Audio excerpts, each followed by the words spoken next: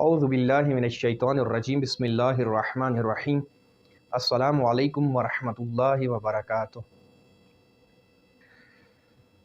سلسلہ مباحث سب کے زندگی اسلامی و تمدن نوین کے 7ویں سیشن میں آپ مومنین کی خدمت میں حاضر ہیں۔ جیسا کہ آپ مومنین جانتے ہیں کہ سابقہ دروس کے اندر بیان ہوا تھا کہ اسلام انسان کی تمام ضروریات کو بیان کرتا ہے اور تمام ضروریات زندگی انسانی کے لیے ایک خاص برنامہ ریزی و منصوبہ بندی رکھتا ہے اور ایک خاص پروگرام لے کر آیا ہے۔ انسان کی زندگی کے تمام پہلوؤں کو شامل ہے اور انسان کی زندگی کا کوئی ایسا پہلو نہیں ہے کہ جس کے اندر اسلام خاموش ہو اور انسان کی رہنمائی و ہدایت نہ کی ہو، چاہے وہ انسان کا اجتماعی پہلو ہو، چاہے انفرادی پہلو ہو، چاہے معنوی پہلو ہو، چاہے مادی پہلو ہو۔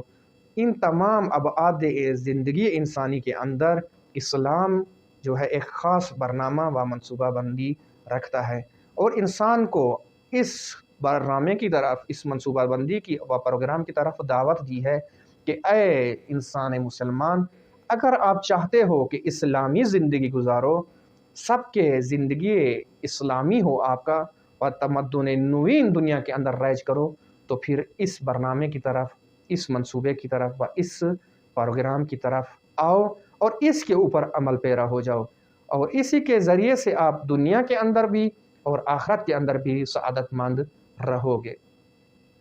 تو ہم نے چند پہلوؤں کو بیان کیا تھا۔ ہماری بحث پہنچی تھی علم کے اندر کہ اسلام انسان کو دعوت دیتا ہے کہ آپ اپنی زندگی کے اندر علم کو رہو۔ علم ایک ایسی چیز ہے، ایک ایسا اجالا و ایک ایسی روشنی ہے کہ جو آپ کو دنیا و آخرت کے اندر سعادت مند کرے گا، اور علم ہی وہ چیز ہے کہ جو آپ کی نجات کا ذریعہ ہے۔ اس کے بارے میں ہم نے متعدد روایات بیان کی تھی۔ آج ہم اسی علم کے اندر اس پہلو کو بیان کریں گے کہ آیا کس حد تک ایک انسان کے لیے یا ایک قوم و ملت کے لیے علم ضروری و لازم ہے تاکہ وہ عزت مندانہ زندگی کرے اور ذلت کی زندگی سے اپنے آپ کو نجات دے۔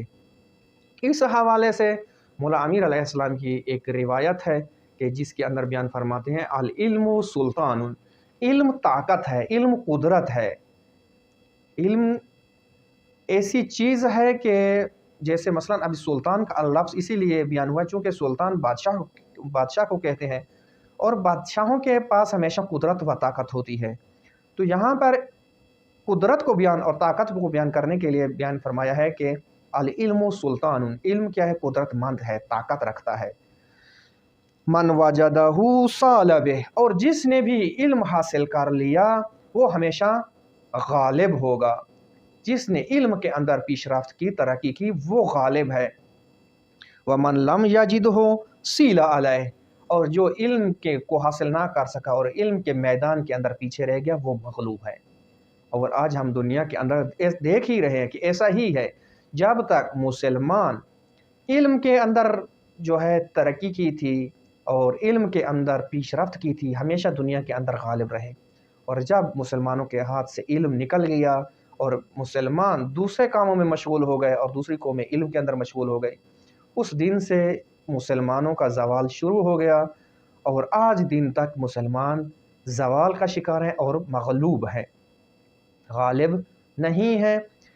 اب اگر دیکھیں مثلا جس علم کو بھی اٹھا کے دیکھیں، اس کے بنیاد و اس کی اساس مسلمانوں نے رکھی ہے، اور مثلا آج جو یورپ کے اندر، باقی ممالک کے اندر آپ ترقی دیکھ رہے ہیں، اس کی بنیاد اسلامی جو ہے دانشمند ہیں، اور آج بھی وہ بنیادی کتابیں جو یورپ کے اندر باقاعدہ انہوں نے ترجمہ کر کے اپنے اندر علم کو ترویج دی ہے۔ بہرحال ہم اس موضوع میں نہیں جائیں گے، اتنا بیان کریں گے کہ علم ایسی طاقت ہے کہ جو ملت کو، قوم کو اور انسانوں کو ذلت سے عزت کی طرف لے جاتی ہے، اور جو قوم و ملت علم کے اندر پیچھے رہ جائے وہ مغلوب ہو جاتی ہے۔ آج اگر ہم اپنے ملک کو دیکھیں، پاکستان کو، پاکستان کی بنیادی وجہ یہی ہے۔ اگر آپ سیاسی نظام یا اقتصادی نظام کے اندر یا عدالتی نظام کے اندر اصلاحات کر لیں، یعنی بعض چیزوں کو ٹھیک کر لیں، لیکن آپ کا تعلیمی نظام یہی رہے، آپ کہیں بھی نہیں پہنچ سکتے۔ چونکہ بنیاد و اساس جو ہے وہ خراب ہے، کیونکہ آپ کا تعلیمی نظام، تعلیمی سسٹم وہ فاسد ہے، اس کے اندر کرپشن ہے، اس کے اندر تعلیم نہیں ہے، علم نہیں ہے، اس کے اندر معیشت کی طرف آپ کو یعنی ایک لیبر بنانے والا نظام تعلیم ہے، اور ایسا نظام تعلیم قوموں کو کہیں بھی نہیں لے جاتا۔ ایسا آج ہم دیکھیں، اسی وجہ سے آج ہم دنیا کے اندر اتنے بدنام ہیں پاکستانی، کہ آپ اگر جو لوگ مثلا دوسرے ممالک میں جاتے ہیں ان کو معلوم ہے، جو وہی پاکستان میں رہ رہے ہیں وہ اس حقیقت، اس تلخ حقیقت سے آشنا نہیں ہے، لیکن جو مثلا بیرون ممالک جن کا چکر لگتا رہتا ہے کسی بھی حوالے سے، وہ جانتے ہیں کہ پاکستانیوں کی کیا عزت ہوتی ہے دوسرے ممالک میں۔ پاکستانی دنیا کے اندر گدھا کے طور پر پہچانا جاتا ہے، کسی بھی ملک میں کوئی ایسا ملک نہیں ہے کہ جو پاکستانیوں کو عزت دے، جو پاکستانی آنے والے کو عزت مندانہ طریقے سے اس کا استقبال کرے۔ اس طرح کے جو واقعات اور خاطرات کو ہوتا ہے یہاں پہ بیان کرنے کی فرصت نہیں ہے۔ بہرحال یہ زوال ہمارا ہم جسمانی طور پر تو آزاد ہو گئے 1947 میں، لیکن ہم نے اپنے آپ کو فکری طور پر آزاد نہیں کیا، ہم نے اپنی تعلیم آزاد نہیں کی، ہم نے اپنی اقتصاد آزاد نہیں کی، ہم نے اپنی عدالتی نظام کو آزاد نہیں کیا۔ ہم آج وہ نظام تعلیم کے اندر اپنی اولاد کو ڈالا ہوا ہے، اپنے فرزندان کو ڈالا ہوا ہے کہ جو کم از کم 1000 سال پرانا ہے، جس کو دنیا آج اصلاً نظام تعلیم کے اندر اس کو شامل ہی نہیں کرتی، لیکن ہمارا سارا کا سارا اسی کے اوپر دار و مدار و ڈیپینڈ ہے۔ اور یہ پاکستان بننے سے پہلے علامہ اقبال کہہ کر گئے ہیں کہ مجھے کتے کی ناف سے تو خوشبو کی امید ہے، لیکن مجھے اس نظام تعلیم سے کوئی امید نہیں ہے۔ آپ ایسا نظام تعلیم تصور کریں کہ جس کی میٹرک کے اندر 70% لوگ جو ہیں وہ فیل ہو جاتے ہیں، ایسے فاسد نظام کے اندر، کرپٹ نظام کے اندر، لیکن 70% لوگ فیل ہوتے ہیں۔ کبھی 30% رزلٹ ہوتا ہے، کبھی 40% رزلٹ ہوتا ہے، زیادہ سے زیادہ 50% ہوتا ہے، اور اس 50% کے اندر اگر فرض کریں 40% لوگ وہ ہوتے ہیں کہ جو یا نقل پہ یا رشوت پہ یا سفارش پہ پاس ہوئے۔ یہ ایک چھوٹی سی مثال بیان کی ہے۔ اب ایسی قوم کس چیز سے توقع رکھتی ہے کہ وہ ترقی کرے گی؟ پاکستان کا ہر دن جو ہے تباہی کی طرف ہے۔ وہ پاکستان کے جو 20 سال پہلے تھا وہ کئی گنا آج کے پاکستان سے بہتر تھا۔ اسی طرح آپ پیچھے چلتے جائیں، پاکستان کی تاریخ آج کے پاکستان کی تاریخ سے بہتر ہے۔ آج کا پاکستان کے اندر ایک زندگی کی لازم ضروریات نہیں ہیں، ایک شہری کے لیے وہ ضروریات، حیاتی چیزیں کہ جو ایک قوم اور ملت کے پاس ہونی چاہیے، نہیں ہے۔ آج اس دور کے اندر آپ ایسا ملک پیدا نہیں کریں گے کہ جس کے پاس اپنی قوم کے لیے پینے کا پانی نہ ہو، راستہ نہ ہو، بجلی نہ ہو۔ ایسا ملک آپ کو کہیں پر بھی نہیں ملے گا۔ شاید چند ممالک مثلا کہیں سے ملیں، لیکن وہ پاکستان سطح کے ممالک نہیں ہیں۔ وہ ایسے ہیں کہ جیسے پاکستان کا ایک شہر ہو کوئی۔ جتنا پاکستان کی جمعیت ہے اور جتنا پاکستان کا رقبہ ہے اور جتنے پاکستان کی تاریخ، اس سطح کے ممالک آپ کو پاکستانی وضعیت کے اندر نظر نہیں آئیں گے۔ وہ مشرقی پاکستان، بنگلہ دیش کہ جو 71 کی دہائی کے اندر پاکستان سے جدا ہوا، آج ٹیکنالوجی کے اندر، اقتصاد کے اندر وہ پاکستان سے کئی گنا آگے نکل گیا ہے، اور یہ ایک ملت و قوم کے لیے ڈوب جانے کا مقام ہے۔ وہ جو ہم سے جدا ہوئے آج وہ ہم سے زیادہ ترقی کر رہے ہیں، اور مزے کی بات یہ ہے کہ ان کے لیے زمینی راستہ بھی نہیں ہے، اور ہمارا جغرافیائی جس نقطے پر ہم ہیں زمینی راستہ بھی موجود ہے، آبی راستہ بھی موجود ہے، ہوائی راستہ بھی موجود ہے دنیا کے ساتھ متصل ہونے کے لیے، لیکن اس کے باوجود بھی ہم بنگلہ دیش سے بھی پیچھے رہے، ہم افغانستان سے بھی پیچھے رہ گئے کہ جو ہمیشہ جو ہے جنگوں کی جو ہے یلغار میں رہا ہے۔ یہ کیا ہوا؟ یہ ہمارا نظام تعلیم ہے۔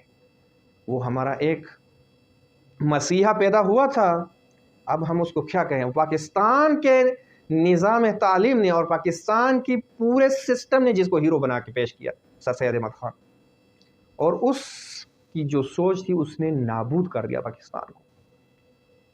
ہم نے علامہ اقبال کی جو سوچ اور فکر ہے اس کو نہیں لیا، اور وہ سوچ و فکر کہ جو سر سید احمد خان نے جا کر ایک ہوٹل کے اندر ایک رسالے میں پڑھی اور پھر آ کے اس کو لاگو کیا، ہم نے اس کو لے لیا اور آج تک ہم اس کے خمیازہ بھگت رہے ہیں۔